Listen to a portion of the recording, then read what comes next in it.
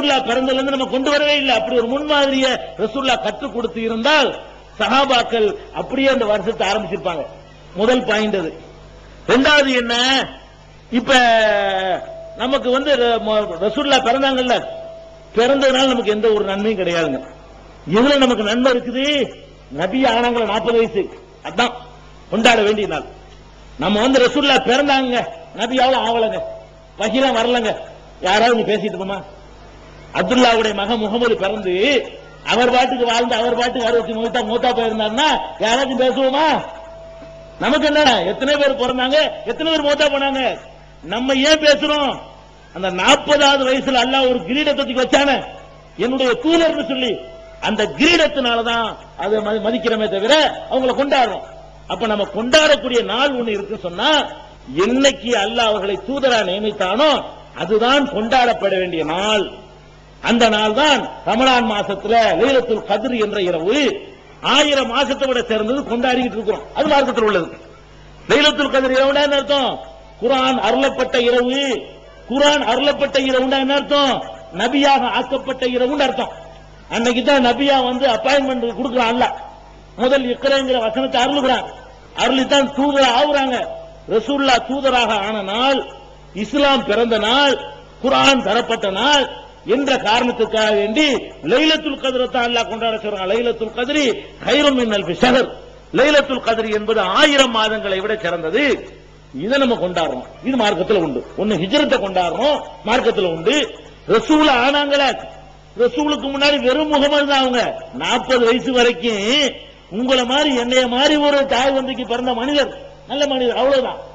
ரசூலுல்லாஹ்ங்கற கிரீடம் 40வது வயசில் தான் உங்களுக்கு கிடைக்குது. அது கொண்டாடணும். பிறந்த நாளை கொண்டாடுமா ரசூலுல்லாஹ் ஒரு கட்டத்தில் சொல்லல. சஹாபாக்கள் கொண்டாடினாங்களா? கொண்டாடல.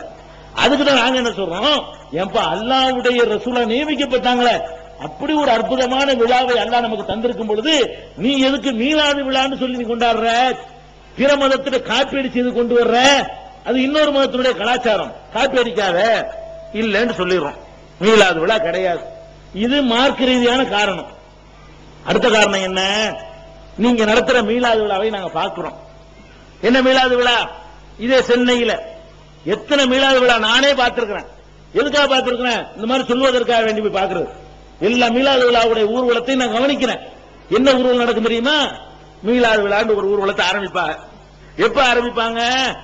மத்தியானம் ஒரு 2 மணிக்கு லோகருக்கு பிறகு புறாவை பறக்க விட்டு ஊர்வலம் ஆரம்பிக்கும். புறா முக்கியமா பறக்க விடணும்ல. புறாவை பறக்க விட்டு என்ன செய்வாங்க? மீலாது விழா ஊர்வலம் ஆரம்பிக்கும். முன்னாடி யானையில 2 பேரு, குதிரையில 2 பேரு ஒரு கொடியை பிடிச்சுக்கிட்டு அவர் பச்சை போர்வை போட்டுக்கிட்டு அப்படி வருவாங்க. பின்னாடி ஒரு பெரிய கூட்டம் வந்துகிட்டே இருக்கும். என்ன சொல்லிட்டு வருவாங்க? இந்த படை போதுமா, அந்த படை போதுமா, இன்னும் கொஞ்சம் வேணுமா அப்படின்னு வரும். அதுல பாதி பேர் தன்னிலை மறந்தவர்களாக இருப்பார்கள். ரசூலுல்லாஹ்வுடைய முகப்பத்துல இல்ல, தண்ணி அடிச்சிட்டு அப்படியே வேட்டியை மடிச்சு தொடக்கி மேல கட்டிக்கிட்டு இந்த படை போதுமா, அந்த குறவம் குறைச்சி டான்ஸ் தோத்து போயிடும். மீலாது விழா ஊர்வலம், மீலாது விழா ஊர்வலம் போகுது. குறவம் குறைச்சி டான்ஸ் தோக்குற அளவுக்கு அந்த மாதிரியான ஒரு ஆடல் பாடலை போட்டுட்டு போயிட்டு இருப்பாங்க. ஊர்வலம் போய்கிட்டே இருக்கும். பக்கத்துல பள்ளிவாசல் வரும். அசருக்கு பாங்க சொல்லுவாங்க. ஊர்வலம் போய்கிட்டே இருக்கும். அப்புறமேல மகரிபுக்கு பாங்க சொல்லுவாங்க இன்னொரு பள்ளிவாசல்ல. ஊர்வலம் போய் மீலாதுலா கொண்டாடுறாங்கல்ல, தொழுகைலாம் கடமை கிடையாது. மீலாதுலா கொண்டாடு தொழுகாமா? மீலாதுலா கொண்டாடுறதுனால அசரும் போயிரும், மகரிபும் போயிரும், இசாவும் தொழுக மாட்டாங்க. இதானா மீலாதுலா? மீலாது விழா ஊர்வலம் நீங்க நடத்துற அட்டகாசம் ரசூலுல்லாஹ்வுக்கு பெருமை சேர்க்கும். அதை பார்த்தா என்ன நினைப்பாங்க? கலிபட்ட கூட்டத்தை உண்டாக்கிட்டு போயிருக்காரு இவர் முகமது சொல்ல மாட்டாங்க. உங்களை பார்த்தால் என்ன மாதிரி முன்மாதிரி இருக்குதா? மீலாது விழா ஊர்வலத்தில் நீங்க நடந்து கொள்ள விதமும், நீங்கள் போடுகிற கோஷமும், உங்களுடைய கோலமும் இஸ்லாத்தை பிரதிபலிக்குமா? இஸ்லாத்துக்கு பெருமை சேர்க்குமா? அதை பார்க்கிற யாரா இருந்தாலும் என்னடா இப்படி ஒரு காட்டு மிராண்டி கூட்டம் நினைக்க மாட்டான். மற்றவர்கள் வித்தியாசமா உன்னை காட்டுறதுக்கு ஏதாவது இருக்குதா? நொந்து போறோம். வேணான்னு சொல்ற காரணம் அதை விட்டுருங்க. மீலாது விழா ஊர்வலம் போய் சிறுநீரங்கத்தில் போய் அப்புறமேல விழா நடக்கும். என்ன விழா? உட்கார்ந்துருப்பாங்க, எல்லாரும் உட்கார்ந்துருப்பாங்க. ஆளுங்கட்சிக்கு கருணாநிதி இருந்தா கருணாநிதி இருப்பாரு, ஜெயலலிதா முதலமைச்சர் ஜெயலலிதா இருப்பாங்க. யாரு சில எதுக்கு கொண்டாடுறாங்கன்னு விளங்கி போயிருப்போம் உங்களுக்கு. எது கொண்டாடுறாங்க? அவன் லாட்டரி தொழில், சாராய தொழில், கள்ள தொழில், அதுக்கெல்லாம் அரசாங்க சப்போர்ட் வேணுங்கிறதுக்காக வேண்டி தன்னைக்கு தனக்கு ஒரு ஆதாயத்துக்காக அந்த நடத்தான். அதுக்கு ஆதரவுக்காக வேண்டி கருணாநிதியையோ அல்லது ஜெயலலிதாவையோ அல்லது மூப்பனாரையோ அல்லது மற்ற தலைவர்களை உட்கார்ந்து அப்படி மூடியில் மேடையில் உட்கார வச்சுக்கிட்டு பயான் பண்ணுவாங்க. என்ன பயான் தெரியுமா? ரசூலுல்லாஹ்னு ஒரு வார்த்தை கூட பேச மாட்டாங்க. பயான் என்ன தெரியுமா? நம்ம தானை தலைவர் அவர்கள் இருக்கிறார்களே மீலாதுலா நடக்குதுங்க, கலக்கிறது பாருங்களேன். அவர்களை போன்று இந்த சமுதாயத்திற்கு பாடுபட்டவர் யார் தெரியுமா? காகிதம் இல்லத்தவர்கள் கையை பிடித்துக் கொண்டு என்ன சொன்னார் தெரியுமா? ஆமா, ஜெயலலிதா உட்கார்ந்து தான் செய்வாங்க. இந்த அம்மாவை போல சிறுபான்மை சமுதாயத்துக்கு உதவியவர்கள் யாராவது இருக்கிறார்களா? அண்ணா சாலையில் போய் பாத்தியா உதவிவிட்டு தன்னுடைய பிரச்சாரத்தை துவக்கினார்கள். இதான் இல்லாதவர்களா? ரசூலுல்லாஹ் பத்தி ஒருத்தன் பேச மாட்டான். இவன் அவனை சொல்கிறது, அவன் இவனை சொல்கிறது. ரெண்டு பேர் ரெண்டு பேச்சாளர் பேசி வச்சுக்கிறாங்க. இவர் அந்த பேச்சாளரை பாராட்டுவாரு, அவர் எந்திரிச்சிட்டு இவரை பாராட்டுவாரு. ரசூலுல்லாஹ் பத்தி ஒருத்தனும் பேச மாட்டாங்க. இதான் இல்லாதவர்களாவா? உங்களுடைய அரசியல் ஆதாயத்துக்காக வேண்டி உங்களுடைய சட்டவிரோதமான சம்பாத்தியங்களுக்கு தலைவர்களுடைய அங்கீகாரத்தை வாங்கி நீங்கள் சம்பாதிப்பதற்கு இந்த மார்க்கமும் இந்த சமுதாயம் தான் கிடைச்சா ஏமாத்துறதுக்கு பயன்படுத்துறீங்களா என்று நாங்கள் கண்டிக்கிறோம். ரசூல் ஸல்லல்லாஹு அலைஹி வஸல்லம் இந்த மாதிரி சீப்பான அரசியலுக்கு யூஸ் பண்ணாதீங்க, அவங்களுடைய நிலையை வேற கேவலப்படுத்தாதீங்கன்னு சொல்றோம். அதுக்கு தானங்க மீலாது விழாங்கிறோம். அதை விட்டுருங்க. ஒரு 2 ஆண்டுகளுக்கு முன்னாடி இதே சென்னையில் நடந்த மீலாது விழாவில் அவர் பங்காரு அடிகளார கொண்டாந்து வச்சாங்க. மீலாது விழா மேடையில் வச்சேப்ப தப்பு இல்ல, காலில் விழுந்து எல்லாம் எந்திரிச்சாங்க. மீலாது விழாவில் காலில் விழுந்து மேடை, மீலாது மேடை, அதில் காலில் விழுந்து ஆசி பெற்று ஒவ்வொருவராக எழுதுகிறார்கள். ரசூல் ஸல்லல்லாஹு அலைஹி வஸல்லம் என்ன வழியை காட்டினாங்க? உனக்கு நான் வரும் பொழுது கூட யாரும் எழுந்து நிற்க கூடாதுன்னாங்க ரசூல் ஸல்லல்லாஹு அலைஹி வஸல்லம் அவர்கள். நீங்கள் உட்கார்ந்து இருக்கிற சபைக்கு நான் வந்தால் எனக்காக எழுந்து நிற்க கூடாதுன்னு சொன்னாங்க, என் காலில் விழக்கூடாதுன்னு சொன்னாங்க, இறந்த பிறகு சமாதியில் சைலா செய்யக்கூடாதுன்னு சொன்னாங்க. இவ்வளவு பெரிய அற்புதமான சமுதாயத்தை உருவாக்கிட்டு போனாங்களே, அவங்களுக்கு விழா நடத்துறோங்கிற பேர்ல மனிதன் காலில் விழுகிற நிகழ்ச்சியை அரங்கேற்றுறீங்களே, கொதிச்சு போய் எதிர்க்கிறோம். ரசூலுல்லாஹ் மேல முகப்பத்து இருக்கு போய் எதிர்க்கிறோம். ரசூல் ஸல்லல்லாஹு அலைஹி வஸல்லம் மீது உள்ள அதிகமான முகப்பத்தின் காரணமாகத்தான் இதை எதிர்க்கிறோமே தவிர ரசூலுல்லாஹ் மேல முகப்பத்து இல்லைன்னு அர்த்தமா? இதெல்லாம் இல்லைன்னு சொல்ல சொல்லுங்க பார்ப்போம். இந்த காரியங்கள்லாம் நடக்கலன்னு சொல்ல சொல்லுங்க பார்ப்போம். யாராலும் சொல்ல இயலாது. அப்ப இது மீலாது விழா காரணம் காட்டி ரசூலுல்லாஹ் அவமதிக்கிறாங்க. ரசூல் ஸல்லல்லாஹு அலைஹி வஸல்லம் கிழித்த கோட்டை தாண்டாதீர்கள் என்பதனாலதான் எங்களுக்கு கோபம் வருது. யாவத்தில் வச்சுக்கணும்.